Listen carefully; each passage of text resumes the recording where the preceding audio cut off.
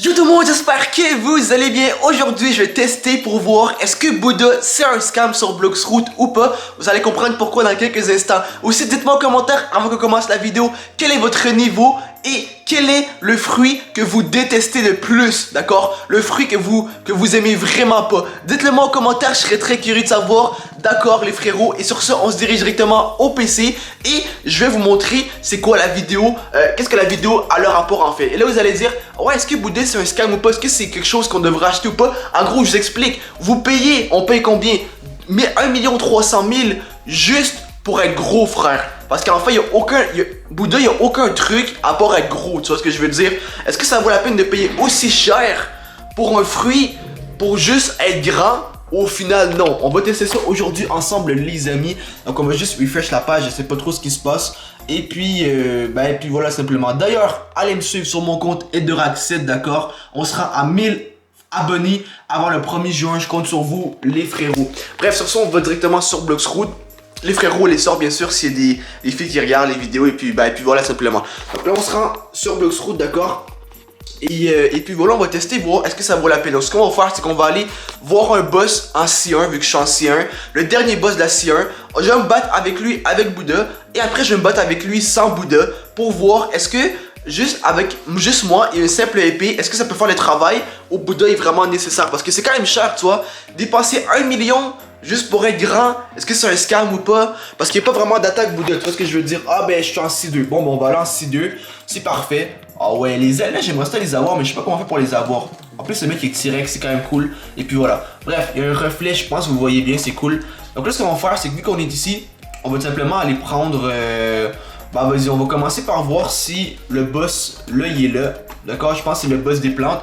Et sinon on va aller voir le boss, oh non il y a un mec, oh non il y a un mec. Qu'est-ce que je fais? Est-ce que je meurs après je suis tranquille? Où est le mec? Parce que s'il me bat... Ok non il est parti, je pense que c'était Duke mais il est parti, ok. C'est parfait. Bref, on va aller ici. On va voir si le boss il est en haut ici, d'accord? Parce qu'il y a un boss, je pense que c'est le boss des plantes. Là désolé, il y a un reflet de lumière.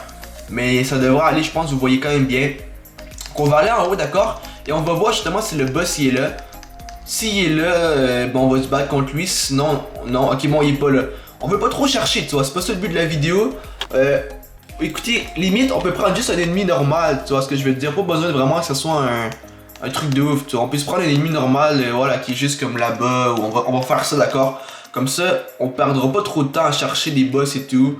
Et puis voilà. On va faire des tests sur des ennemis et sur un boss, d'accord. Donc, on va commencer sans Bouddha. Donc, je prends l'épée, touche 4. On va commencer sans Bouddha. On va aller ici vers le mec, d'accord. Et on va s'approcher. Et je vais commencer tout simplement à donner des coups. Donc, oh non, faut que j'active. Oh non, vite, faut que je m'éloigne. Faut que j'active mon... Voilà, je sais pas comment ça s'appelle, le haki, je pense.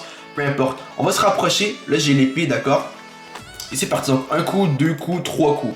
Ok, donc j'ai quand même perdu un peu de vie. J'en ai perdu un peu avant. On va attendre que la vie revienne au complet, d'accord. Pour pouvoir refaire le test. Pour savoir si Bouddha, c'est vraiment une perte d'argent ou pas. Si c'est un scam ou pas.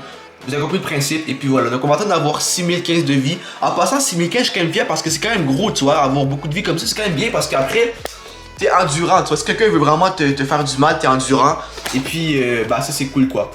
Donc bref, le mec il dit Fortnite, de quoi il parle frérot, peu importe. Donc là on est bientôt rendu au max de vie.